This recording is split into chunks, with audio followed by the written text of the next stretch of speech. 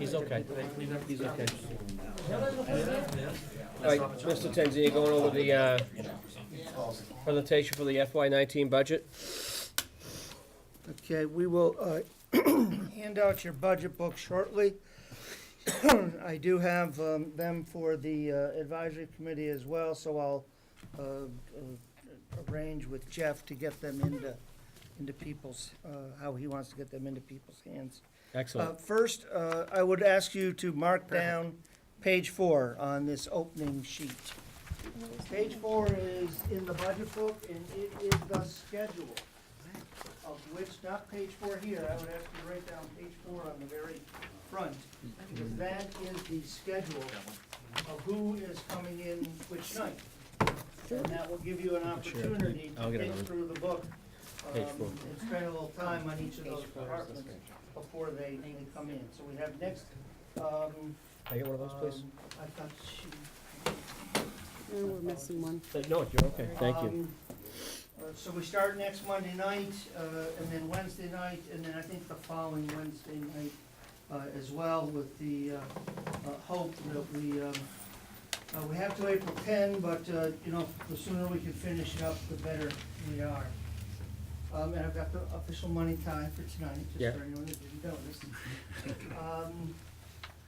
So first, I do want to just go back to and remind you that I build from the ground up on a zero base. I frankly don't look at what a lot was spent last year. I asked the department heads to convince me that this really is what they need, not I spent X last year, so I need 5% more. Secondly, I will point out in the budget book again this year is the major initiatives section. That's where the real money is. It's not in the pencils and the pens and The envelopes. half an hour here or something. It's in the major initiatives, and we're gonna draw your attention to some of those. So we spent time reviewing all the workflow and the structure changes that we've made to date. And I think that for the coming year, the focus really is on continuing improvement. I think the development service is working fairly well. Lori's stepped up a little bit on the planning front there. I think we need a touch more support there. And we are bringing back to you community services. The budget is $15,961,671 in total. A critical assumption, we do not have school budgets yet. We have slotted 2.5% increase. They'll probably be on the order of multiples of that, and that's gonna be part of the job owning that both you and Phillipston have got to do, starting Monday night. You cannot give the education side of the house, though my wife, the sped director, would think we should, you cannot give them 2 or 3 times your new revenue. It's just, it's impossible. It's simple math. What was the percentage you said there 2.5. I allowed 2.5% increase. in this number? Yes, yeah, that is a critical assumption. The town's is 8,315,481, and these total numbers do include the allowance for abatement. We start at the 2.5% as I did last year. That allows you to adjust up or down a little bit. There's a little bit of room in there. And the cherry sheet offsets, we handle them as though they're an expense item. When I say offset, those are the chargebacks to the regional transportation. Yes, when somebody doesn't pay their excise, we send a list to the registry of motor vehicles that encourages them to pay. The registry then sends us a bill for that service. So the major revenues, you're gonna get about 225,000 roughly from your 2.5% increase. And document growth of about 65,000. And I know that's UGA, unrestricted general government aid. That's basically not slotted into a specific category from the state. So that's where we start, 340 give or take when we look at some of the small changes in the revenues. Now, unfortunately, that's offset by a reduction in the Massachusetts pilot payment to you. And we spoke with Senator Goby about that the other evening. We did, based upon an objection that was raised last year, eliminate the use of the surplus or timber sales, $10,000, not a lot, but nonetheless, it's a loss of projected revenue. And in compliance with the DOR, we're not gonna try to project for their ambulance any more than we actually have on hand at the time of the town meeting, so that's a loss of $75,000. There's some other reasons when we get to the fire department next week, then we'll lay that out for you. Cost drivers, you have contractual COLAs of around 15,000. You need to settle collective bargaining agreements with 2 unions. You have merit, equity, COLAs, however you wanna call them. You saw how we did them last year. It was not a flat COLA across the board. Not everybody got the same. We looked at performance and we looked at internal equity in doing that. That's about 40,000. We have a proposal to convert from trying to do the catch basin cleaning in-house, 13,000. We'll speak more to you about that in a moment. Insurance and benefits, roughly 100. Electricity, the light department does not wish to continue to provide the electricity as part of their semi-pilot, unofficial pilot, 7,500 this first year. You'll have to absorb that over the next 4 years additionally. You know, a lot of towns wait until the 53rd year and all of a sudden they wake up, 53rd week, excuse me. Every 7 years we have that 53rd week, and then towns are staring down, where do I come up with 50,000? Where do I come up with 75? You know, whatever it happens to be in that particular city or town, it can be a pretty big nut. So we tried this last year by doing it 53 weeks all at once. This year we went to 52.2, next year 52.4, 0.6, 0.8, 53, and then leave it there. And in the years in which you don't need the full 53, the idea would be to slot the difference, the delta, for capital. Keep it flat. None of this, none of that. So that would give, you know, Doug's group a few more dollars. It'll vary year by year, but that's the theory for the moment. So again, I want to point out, you got about $75,000 you have to absorb in the next 4 years, in addition to all your normal and ordinary inflationary costs. Also in this budget is a $500,000 payment towards the school band. You'll remember that the recap sheet, when we were all done with DOR, we had about $500,000 roughly of excluded debt that you had never put on the recap sheet. That went on this year, that's part of what the spike was. So again, need to avoid peaks and valleys. Instead of letting that fall off next year, and then in the next year, when the school comes along, let it hike back up, we're gonna use that $500,000, keep it relatively flat, pay down the school band when it's due to be rolled over. You really don't have a lot of safety valves. You know, the retiree dental, we talked about that last year. I will say that if you do have some cuts and such, I think that the budget that we put forward, folks could operate on. So I would suggest you think in terms of capital and one-off expenditures. So again, as I said last year, the budget is policy. It's more than dollars and cents. It really is the single biggest policy decision of the year. It sets out the services you will deliver, how you will deliver them, and the resources you will allocate to do that delivery. So I know lots of folks look at it as, you know, an accounting document. I really consider it a policy document. As I said, we built it from a clean sheet of paper, and you know, we really spent some time looking as to any changes that might be needed. So on the executive officer side, we have that reserve for merit and equity adjustments. That covers the CBA as well. So that should you reach agreement with the unions mid-year, we've set aside some money. I can't say that it's enough, I can't say it's too much, because it's all subject to bargaining, and we have to bargain in an open manner. So administration and finance, the budget's up about $7,000 this year on the town clerk, peaks and valleys. You had one election last year, 3 elections this year, you'll have a 4th one next year. So what we're saying is, when you're at the 4th election, leave it alone. Leave it flat, and that's the year that you buy a new voting machine. That's the year that you buy, you scan the records, you send some documents out for historic preservation that perhaps might not be eligible for other grants. The more you can have a plan and stick to it and keep things flatlined, modest growth, the better off you are, in my opinion. On the IT side, we still have a lot of Microsoft computers with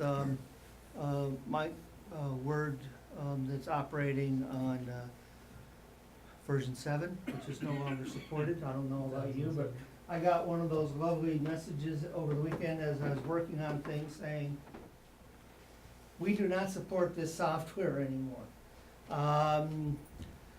So rather than buying software, and you've been a little liberal with your interpretation of the copyright laws as to how you've used that one disk that gets installed in more than one place at a time.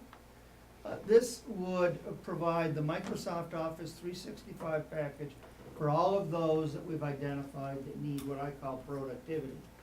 Word, Excel, PowerPoint.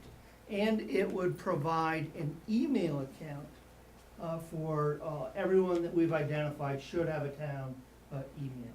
Not every board and commission, but all the call firefighters, the select board, those committees that are supported by a staff person, whether they're supported like Luann for her board of assessors, like Laurie for her board of health, planning board and such. We'll do those through the staff. But those that don't have any sort of support advisory committee would get their own individual address. And then we have a number of aged copiers that are at the end of the life or are coming off lease. So this has a master copier lease for all 7. So you may see like a 0. Police station asks for a copier, it's 0. It's not that they're not getting it, it's now that that cost is in the IT and communications department. On the assessing, excuse me, there's that software that Doug spoke to, $20,000. Their vision is not gonna support this any longer. When are they gonna stop supporting it? When does it really matter of when they stop supporting it becomes the question. I'm not sure you wanna find out. Given that this is what generates all of your revenue, this is where it all starts. So we have set aside 20,000 there, and as you go through the budget, as we make our presentations, and you see the capital sheet, some of these items we've asked the Templeton light plant, and they have our request under consideration now. Public Works, catch basin cleaning, you have a truck that is a 1974? 1975. I'm sorry, I didn't mean to insult it. My. Which has been redlined. They cost about $200,000 to replace, they have a 25-year life. So if that's 8 years in capital you're saving and about 960 man-hours. Yes, it's now an operating expense budget, but you're saving 8,000 on the capital side, and you're putting roughly, 960 man-hours back onto the crew. A crew that is already too small, as we showed you when we did the analysis last year. This does rely upon only doing 2/3 of the catch basins a year. Alan has a belief that about 1/3 of them we have to do every year, which doesn't surprise me. And he thinks that based upon flow, location, he can take the remaining 600, give or take, split them in half, so he's doing them every other year. I don't know if that plan will work, We'll have to see. A new dump truck, wing and plow for the highway, relies on the meals tax to finance a 3-year lease. This would give us a replacement program every 12 years. A little longer than I'd like to have these trucks, but a heck of a lot shorter than you're trying to get out of some of them right now. But again, that does rely upon the meals tax, and when you see the warrant, we've tied them directly together. Article, I can't remember the number, says will you adopt the meals tax? The following article says to see if the town will vote to appropriate, subject to the adoption of the local option meals tax. And then we lay out the leases for 2 pieces of equipment. So absolutely for the 3 years, they're tied. After that, a select board, a town meeting can change these things. But this puts us on track to replace a cruiser and a 1-ton every 3 years using this revenue source. A series of electrical panels that are either below, that need upgrading at 3 of the buildings. Town hall, for those of you who really know the ADA codes, your rear door is supposed to be power actuated, that was never done. And you don't use round knobs in public buildings. They're simply not code compliant. You won't get them all done in 1 year most likely with that, but it would be a start. And then a security alarm here at Town Hall. Series of improvements at buildings and grounds, the roof replacement, infield groomer, I'm seeing an error there, I'm thinking that was 15,000. I'll double check on that and we'll verify that with you next week, my apologies. Gilman Wade irrigation system, John Deere tractor, and those start items are dependent upon some participation by the light plant, and again, that's under consideration. I see phase 1 there. How many phases are there, and are they equivalent costs year over year? There are 3 phases in total. Scott, do you have cost estimates on the remaining? Total cost would be $80,000 for all 3 phases. Okay, so this is actually larger than the other. Yeah, this is the highest phase, Okay. the most expensive phase we have. Perfect. I want to speak to the infield groomer. I know that it didn't get high on the committee's list. I'm going to provide them with a new analysis, the type of which we owed them, and I apologize to the committee. But what I did was I sat with Alan and I put him through, how many hours does it take to do right now? How much time is it to travel in between? So this machine is estimated, and we'll get you that, and that analysis is in the budget book? Yes. Okay. Yep. We'll get that out to the committee in the next day or so, Doug. This should allow us to double our service to the fields and still put 750 man-hours onto our staffing schedule. When Alan first saw the time savings, he was so impressed he wanted to quintuple the service. I think my answer is no. But ultimately, that'll be part of the discussion when you look at the machine. But it does double the service while putting these man-hours onto our staffing schedule. Let's talk about this. I am proposing to support the ALS ambulance with an override. That override is 60 cents on the tax rate. It's about $376,000. For your average 200K home, it's about 120. We're in the process of putting together the Excel spreadsheet that we're able to get from Vision. Doesn't do what I wanted it to do. So we're gonna have to figure out how to get out to people, how they can calculate for their specific homes. And Sue and Assessing's trying to work through that with me now. Here's the bottom line. The service has cost, or will cost, far more to deploy than was presented to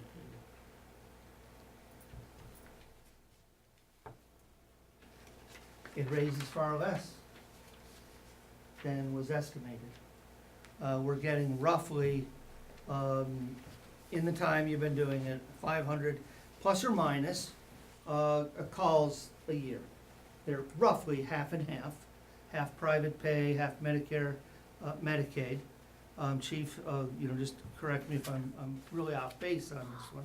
500 are the billable calls. There are more calls, but that's the billable. Thank you, and that really, thank you, because that really is the distinction. When this was first presented to you, you were told you were getting about 1,000 calls. When we went to do through all the revenue estimates after I shortly got here, the number was presented as about 750. But that's where it really ran off the rails. You're only getting about 500 billable. And the percentage has kind of slipped. You're getting almost 50-50 now, Chief? Unfortunately, a little bit more Medicare and Medicaid than private pay. So the Medicare, Medicaid's gone above the 50% mark, a little bit, and the private pay is below. Private pay is around 1,100, 1,200 recovery. No, private pay, depending on the call, is anywhere from a BLS call at over $1,000 to an ALS call that's over $2,000. And the Medicare's in the $400, $400 to $600. So, the thing that I want people to try to remember about the ALS ambulances, there's a couple of very important things. First is you still have to provide first responder services. When that call comes in, you still have to send your first responders, and you're gonna see the cost for that in the base budget. That is not inexpensive. The other thing, and the chief, I'll leave to him to speak to all of the benefits that he sees it to the community with having the ALS. The world has changed. We don't have as many call firefighters working in town, or they get released, I'm old enough to remember when somebody worked for the local mill, and the call came in, and the mill director let them leave work. And that doesn't happen anymore, because today, if you're working at Flexcon in Spencer, and you leave, you're leaving a $500,000 computer-controlled processing machine unattended. Well, 30 years ago, when they were doing everything by hand, fine, not a huge deal. So we have the chief and public safety up first thing Monday, because we really need to get into a good conversation with the community about this. It will not be a lot of fun, but I think that it's really a critically important discussion. The second thing is, not the second, but on the capital side, the SCBA bottles, those have a life, they all expire come March. There's actually more of this than we need to replace, but we've asked Templeton Municipal Light and Water to pay about $10,000 towards those, and then the balance, they'll have to sideline some air packs for about 3 months.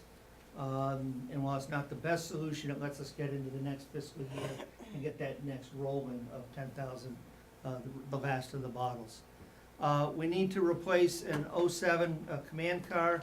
The proposal is to replace it with a vehicle that would also double down to, in time, replace their utility vehicle, which is currently 33 years old. 1984. Oh my God. Right now, these guys are at fire scenes putting hose in their own cars. It's just. Finally, with respect to the fire EMS capital side, we have a $92,500 debt payment on Baldwinville Road, which goes off the books this year. My proposal is to swing that over to capital, and while it's not debt, it is a lease. That's the concept of debt smoothing that we talked about. You pick a number and you stick with it, and you keep making that investment in capital. And I've seen a lot of towns that go, oh, thank God, we don't have to make that debt payment anymore. Now we can add, whatever operating service maybe you were thinking about. That has to be sustained down the line. Meanwhile, I think we all recognize that you're starving for capital. This, if it's maintained, and you got a major hiccup with your piece of ladder, your ladder's $1 million cost. Your other pieces are $450 plus or minus in today's dollars. but could move us towards a 6-year replacement cycle for the major apparatus. Too long, you got 6 major pieces of equipment. 6 times 6 is 36, you shouldn't be stretching these things beyond 25 years, but it's closer than we are today. We need to get that down to 5 years at some point, in some fashion. We spoke the other night with Phillipston, eliminating the code red, $8,000. That actually only costs about $1,500 by the time we take the $6,000 they already had in their budget, $500 that was in emergency management. It's only about $1,500, and I think that when the Phillipston folks see it, they'll see it as substantial added value on the dispatching contract. We want to replace a 2011 Cruiser. Again, that relies upon the 3-year lease financed by the local option meals tax. Gotta get that onto 3 because I gotta get the lease value above $100,000 in order to get a reasonable interest rate. Otherwise, we're stuck with basically commercial interest rates in the high 6 to low 7s. What is the interest rate coming back on something like that? Based upon where we sit and what we anticipate the Fed to do over the next 6 months, we think we can get into the 4.5 Okay. range without costs. Yep. 'Cause this is not a bond, this is a commercial lease. Yep. I have a contact municipal credit leasing, all they do is municipalities. And she's the one that helped us kind of work through how big the lease had to be the same term and such. Certainly we'll look at other alternatives, but this is based on a five-year lease. Gonna require a little bit of cash for this and the fire truck, so we can buy down the principal to work into the payments that we can meet. And we would work into the payments, and if we didn't need as much cash from the appropriation, then that would just roll back to free cash. The Office of Community Services and the Community Services Director is back. I hope you like this year's version a little bit better. It's similar to last year's proposal, except for it rolls the cable department in this year. I've come to believe that maintaining the cable department as a town department can create the best synergy for this team. And it allows us, by distributing those costs and reducing the 6 hours a week that we anticipate, plus the fringe benefit costs for that period, it allows us to move the 30-hour position to 40, which is in compliance with the control and reduction of cost benefits policy. And I can now certify to you that that has been met. There's only one position that would remain outstanding after this. We're proposing a revolving fund for the community services unit, so that rec, the accounting right now, everything's a little different. I worked this through with Scott. We settled on what we thought was a reasonable amount for the first year spending limit. Council on Aging, we have a yoga instructor. So these programs could be put through this revolving fund. Not only does it help address some of the accounting issues that we've had, but allows them flexibility. If the rec department in December doesn't have an idea for a program and put it in the budget, and then come next September, there's a tremendous demand for a program in, I don't know what, Rugby. with a revolving fund. Rugby. What? Rugby. Oh, yay. But, Just you know, talking about ideas here. okay, but let's use rugby.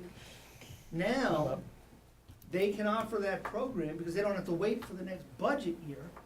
They can simply run it through the revolving fund. So it allows them flexibility, the opportunity to be creative. They're not locked into the funding cycle. As long as it's not cricket, because I really don't understand that game. I don't think at all. anybody does. I don't even think the British do.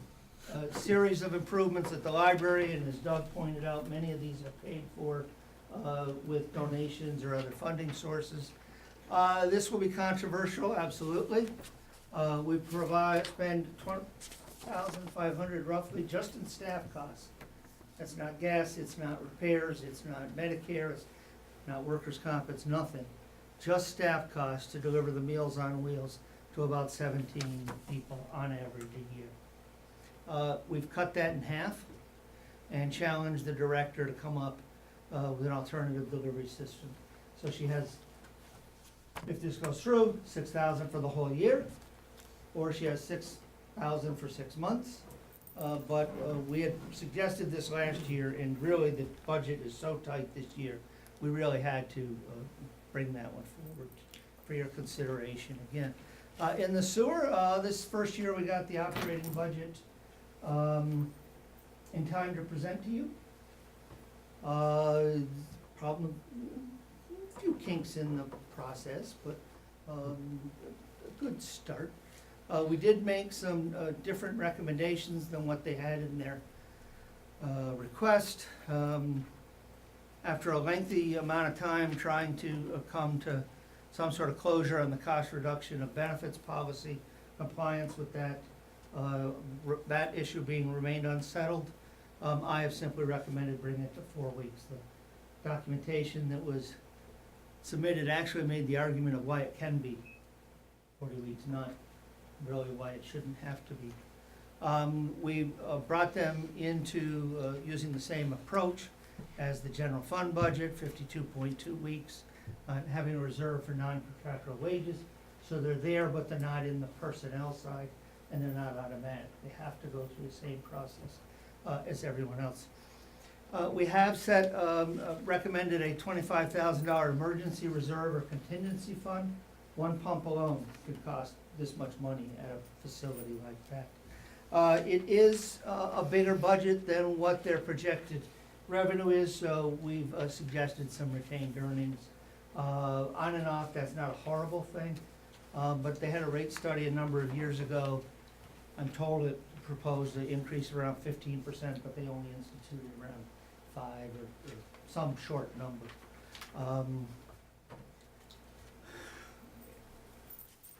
The recommendation for them is that they contribute $100,000 to a CapEx reserve.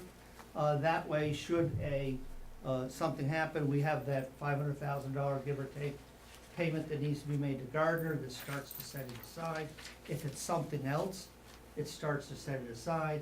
And if something happens where the retained earnings are not certified, excuse me, in time for the fall meeting, there is a cash supply there to do it, and $25,000 for the OPEB reserve.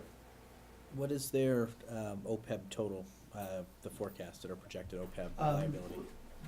Well, we did sign the contract for that, we don't have those numbers yet. Okay. Okay.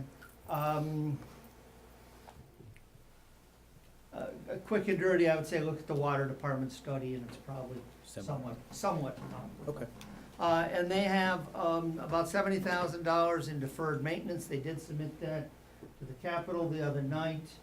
And so we went forward. I would frankly prefer not to see that, but I feel their pain because we're dealing with all the same thing on this side here. In the cable department, the 5 members of that commission are paid a $3,000 member stipend. I have proposed eliminating that as a matter of equity. They were the only, other than the utilities, they were the only committee getting a stipend, and I struggled with that.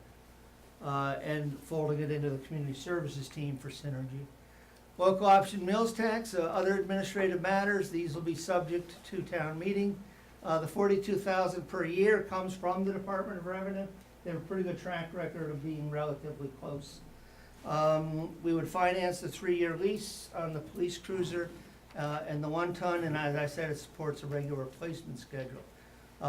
We're proposing several bylaw amendments, for instance, addressing a concern that was raised over 268A with respect to Board of Selectmen membership on other committees.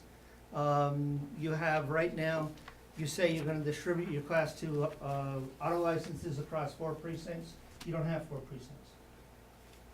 So we're suggesting a change.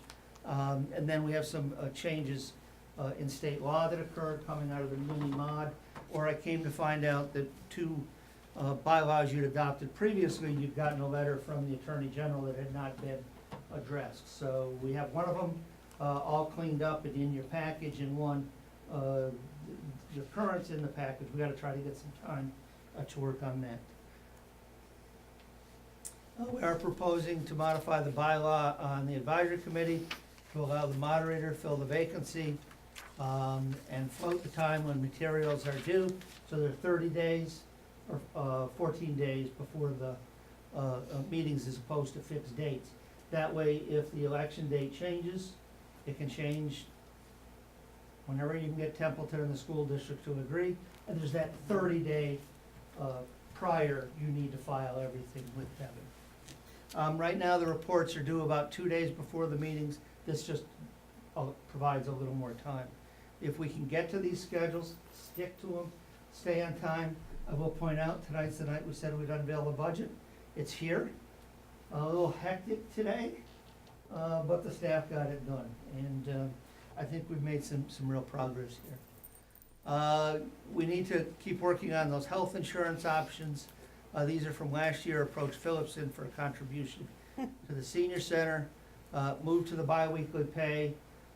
That's subject to negotiation, but there are two pieces that we can do unilaterally, which is to require all new hires, non-union, to go on direct deposit. Second thing we can do, somebody said to me today, I need the warrant signed because I want my reimbursement check. Those should all be on the paychecks. There's no need to be cutting separate checks. Absolutely And agree we with need that. to have a formal vacancy analysis policy. Basically, if the position's empty, the department should have to go through an analysis of, is there a different way to deliver this service? Should we be delivering the service at all? Is there a different way to deliver the service? Should I be delivering the service? Should a different unit be delivering the service? It does not take a lot of time to do a quick and dirty page and a half, but it does force them to take a step back and think. It shouldn't be, well, we always had the position, so we'll fill it. Some things we couldn't accommodate, the advisory committee asked that we increase the reserve from 35 to 80K. Again, when you see the budget, you'll see that resources simply weren't there. I will leave to the discussion from the capital committee, I'll let them lead. This was a request from emergency management. You need to develop a plan B for the police station. The board and the chief and Alan need to have a plan B. I don't know what you're gonna do with this potential 1.5 million add-on, 1.4. I do know that the building needs substantial work. And I do know that if you read the original bonding authority of 975 with a straight face, you're not gonna be able to talk yourself into believing you can use 250,000 of it, give or take, for what the building needs. So we really need to deal with this, and I understand the chief's desires, I understand your desire to be supportive, but there needs to be a fallback position, because there's roof, there's electrical, there's mechanical, and the chief will speak more to it. Continuing improvement of the financial process, we still have miles to go, but we really are continually making progress. Continuing improvement of the budget process. I think that this year went better than last year. I'm hoping next year will go better than this year. Codify it, stick to those. Board retreat, project revenues, the process. It's important, and most of the departments were really quite cooperative in meeting the schedules. We don't have current job descriptions for everybody. We've been doing it as we go through. Treasurer collector's office, accounting office, development services office, but we really need to spread that out to all the departments. Perhaps buildings and grounds next, and public works, given they've been subject to some of the real sort of changes. And again, the discussion will start Wednesday night.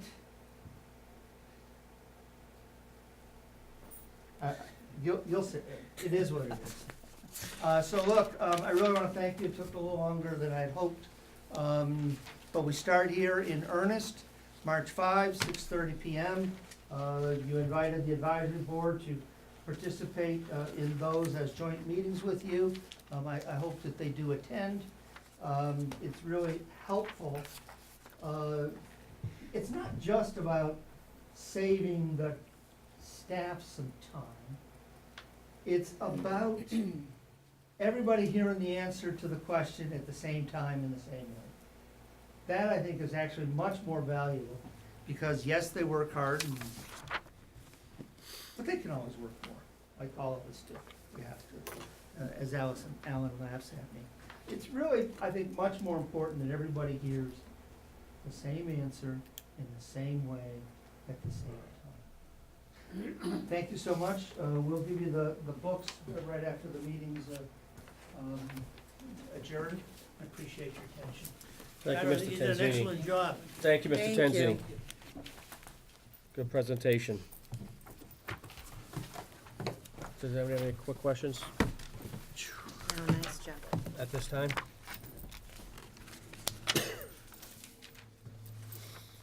Okay, I'll entertain a motion to adjourn then. So moved. Have a second? Second. Any other discussion? I see none. Cameron? Yes. Julie? Yes. Diane? Yes. Doug? Yes. And I vote yes as well. Thank you all for coming.